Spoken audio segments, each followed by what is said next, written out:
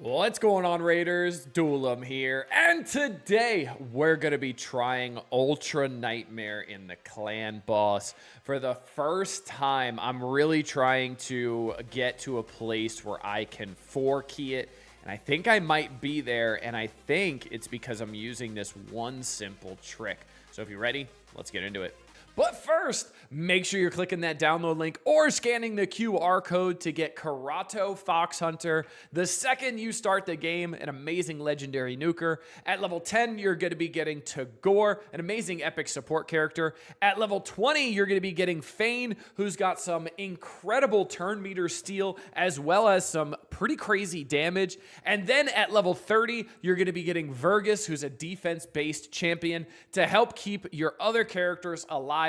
And then, this is super important, day number 1 within the first 24 hours of making your Raid Shadow Legends account.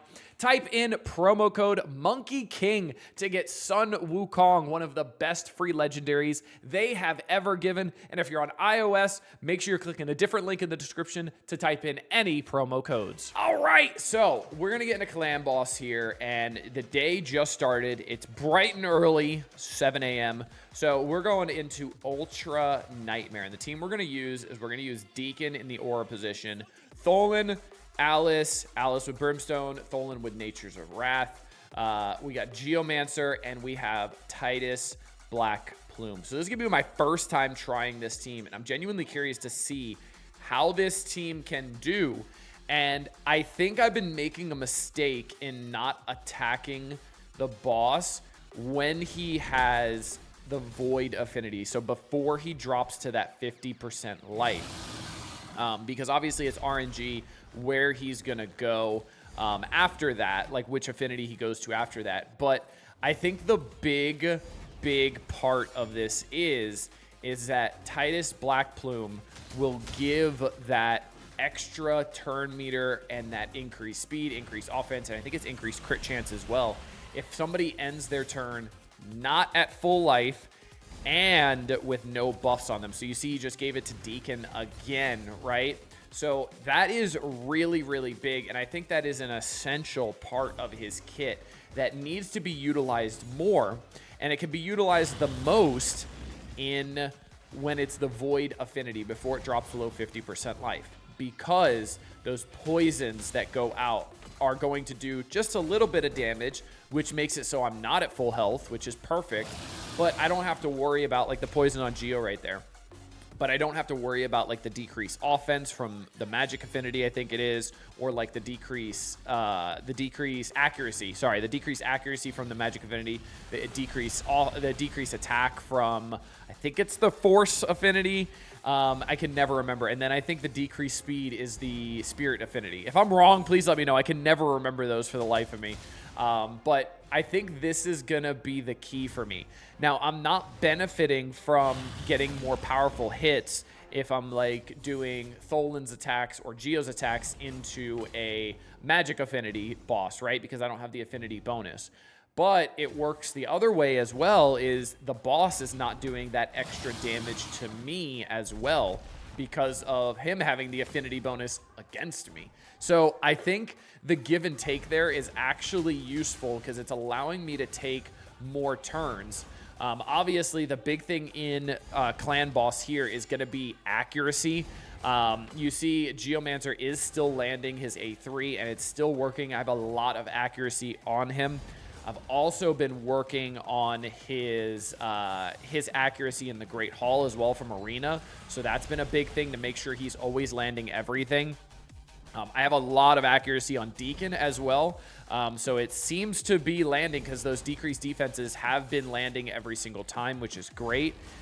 Now, the only part of RNG is going to be when if Alice lands the Brimstone or not. And the Brimstone is pretty important because that is a big damage part of the fight here, right? Brimstone does a lot of damage. It's like 250k every time it hits, which adds up. Like if you get that 10 times, that's 2.5 million damage, right? So like that is a lot. So there you go. The Brimstone just landed there. Awesome.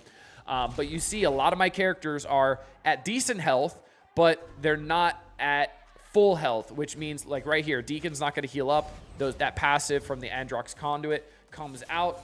Now, I do have a lot of lifesteal on like my Alice, my Tholen, and my Geo. So I'm wondering if changing it up a little bit and maybe not having lifesteal on them would be better, because I can keep them at like that 80 to 100% life just so they keep getting that passive from Titus over and over again. But this looks like it's an absolute game changer when it comes to having Titus in here, because I don't think I've ever gotten past 15 million, if I'm not mistaken. So just trying with Titus in here is really, really big because of that passive doing so much damage. And then also the passive giving the extra positive effects, the extra buffs and everything like that on Geo right there. And there's no cooldown on that. It's going to keep doing that over and over and over again. And what's really cool about Deacon, even if he has both like two levels of those buffs, what happens is he's taking that extra turn, so he's actually clearing all those buffs, and then the passive works again on him and gives him that turn meter and then re-ups those buffs. So really big here, and it does look like I am getting further than I've ever gotten before, which is absolutely awesome.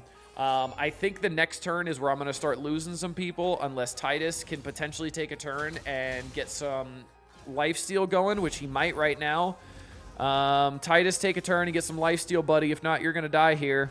There's the lifesteal, back to full health. Okay, we got an extra turn out of him. Amazing. He's back to full health again from the retaliate. Now we got Geo going to be getting the bonus from the passive. We got Tholen healing to full. Alice not full, so she's going to get the passive as well. You see how this can really, really benefit. I wish I had a shield champion to help out with this, because Titus would be so much better if he had shields on him. I just don't. I have Duchess, and Duchess isn't a targeted shield. Like, it's just random on who has the lowest HP. But it does look like I'm going to break 20 million here, which if I can 4-key this, it would turn into 80 million damage, which would be enough to get to a point where I can do this every single day now, which is amazing. Now, I would have to contend with throughout the day. The affinity is going to change, so I might not be able to get this much damage every single time. But if I can get this much damage twice early in the morning, then that is going to help me out so much. And you see, again, that passive working on Alice there. The passive is probably going to end up working on Geomancer here. There it is. Alice gets that another turn there. It definitely stacks a lot. Now, we do have them dying now. But still, I'm at 22 million right now, which is really good. Another hit of Brimstone's about to drop as well. We got the stun going out, which is fine. All right, and then another thing of Brimstone just landed. 23 million. Okay, so I can almost 3-key this, actually. So that is absolutely amazing, amazing, amazing. I actually want to look at Titus Blackplume and see exactly how good he is. So let's go here. Let's look at his kit here. So the passive is going to be the biggest part of it for Lord and the Land, right? Each time an enemy hits an ally, the ally's next attack will deal 10% more damage for each hit they take. Stacks up to 100%. So that's where a lot of that damage is coming from. And then the A3. This is so good. So instantly activates this skill at the end of an ally's turn if that ally has no buffs and their HP is lower than 100%. So we've got ally protection. Sorry, I thought it was increased crit rate. It's not. Ally protection, increase attack, and increase speed. And this does not put the ability on cooldown as well, which is absolutely insane. So this can go over and over and over and over again, which is what you saw when it went on Alice, then it went on Geo, then it went on Deacon over and over and over again, which makes Deacon take so many turns, and it guarantees there's always a decreased defense up there.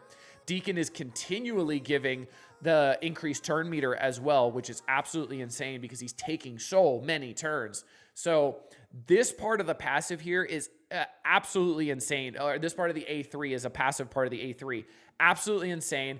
I am so happy I got Titus Blackplume. Now all I need to do is find a good build for him, and this guy is going to be an absolute powerhouse, and he's going to help me get closer and closer to 1-keying Ultra Nightmare every single day. So Hope you guys enjoyed this one. Hope you guys are realizing the power of Titus if you went for him and you were as clueless as I was, because I'm starting to figure out this guy is absolutely nuts and super fun to play around.